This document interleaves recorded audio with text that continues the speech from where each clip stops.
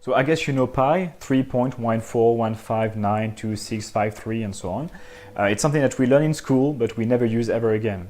But you know, even if you don't use pi, that after the comma, 3.1415 and so on, it goes on forever, it's infinite. And that's an interesting idea because you can find any combination of numbers that you want inside pi. I can find your phone number inside the pi, I can find your birthday, I can find your credit card number, which is a bit dangerous.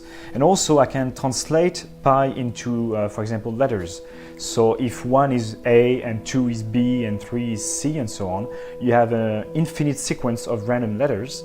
And inside this sequence, you have somewhere you have a word, and maybe somewhere you have a sentence, and maybe somewhere you have a full book.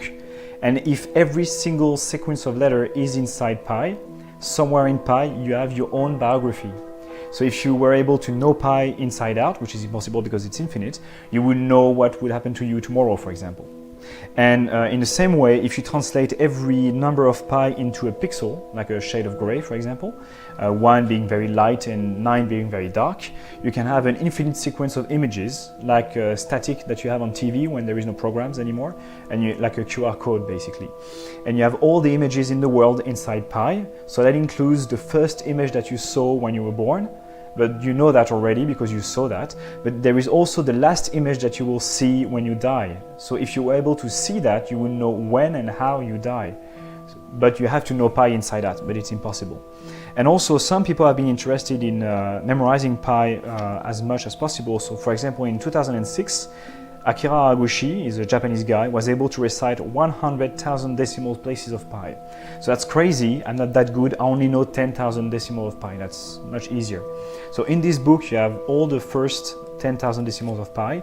And I'm going to ask you not to go maybe to the last chapter, the last quote of the book, because I'm still working on it. So stay in the first part of the book. So I'm going to give you this. And because I have a photographic memory, if you go to any page you want and you give me the page number, I should be able to remember what are the first digits on that page. So give me any page you want. Okay, 118. So 118, so that's 118, right? 118. Yes. So 118, it starts with a 1, and then it goes 2, and then 7, 8, 4. So that's correct? Yes. Okay. That's very easy because it's like me asking you to recite the alphabet. You would start from the beginning, like I did with the beginning of the page, so A, B, C, D, and so on. But if I tell you N, O, P, Q, R, N, O, P, Q, R, you recognize it's a segment of the alphabet, and once you know where you are, you can keep going, S, T, U, V, W, and so on. So what I'll try is exactly the same with the sequence of 10,000 digits I have in my head.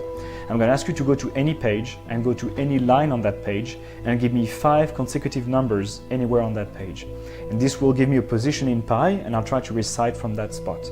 So I'll let you choose your page and your line, and when you're ready, you can give me 5 numbers next to each other. 3, 5, 0, Wait. 1, 6. Okay. Is this followed by a 7? Yes. I'm not sure on the next one. Could be a 9 or could be a 3. 3? Okay. So then it's followed by a 2. And then I'm going to say 9. Okay, I'm going to go a bit faster. Okay. But if I make a mistake, don't be nice. Just say stop and I'll try to correct myself. Okay, because I might be wrong at some point. So I said 9, right? Yes. So after 9 is a 3 and a 1 and a 1 and an 8 and a 5 and a 0 and a... sorry, it's a 2. And then it's a 0 and a 2 and a 6 and a 3 and a 3 and a 4 and a 9 and a 3 and a 1 and a 1 and a 8 and a 6 and a 5 and a 0 and a 2 and a 7 and a 7 and a 1 and a 4 and a 6 and what is it, like a 1? Yeah. And then a 5 and a 3 and a 2 and a 7 and an 8 and then a 0 and a 0 and a 2 and a 4 and a 2 and an 8, no, it's a 9, sorry. And then it's a 4 and so on and so on. So as you can see, you can recite pi. And you can find, like we said at the beginning, many things in pi. So I can find your birthday, for example. I'm born on 16th of October. So that's 16 October, that's 1610.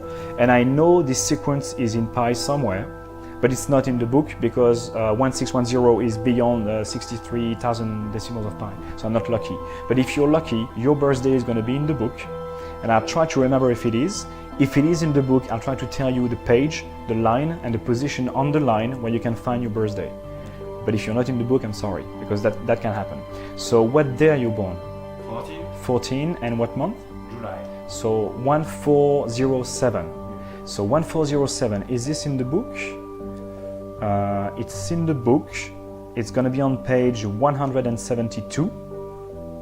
And it's going to be on line 4. At the beginning of line 4 of page 172, 1407. Is this correct? Right. Perfect. That's what I have. Thank you. Thank you.